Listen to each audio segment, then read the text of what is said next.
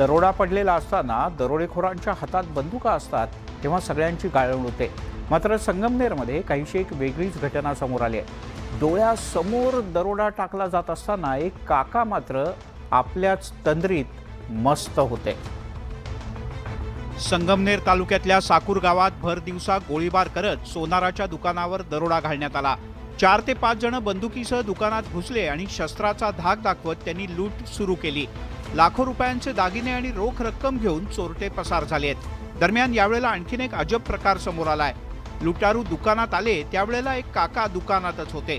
दरोडेखोरांनी काकांना धरून बाजूला बसवलं आणि लूटमार सुरू केली। डोळ्यासमोर असा दरोडा घातला जात असताना हे काका मात्र आपल्याच मस्तीत दंग होते। काकांनी खिशातून थेट डबी काढली, चुना काढला आणि तंबाखू मळायला सुरुवात केली। एकीकडे दरोडेखोर दरोडा घालत असताना दुसरीकडे काका मात्र तंबाखू मळण्यात व्यस्त होते। या घटनेचा व्हिडिओ आता समोर आलाय।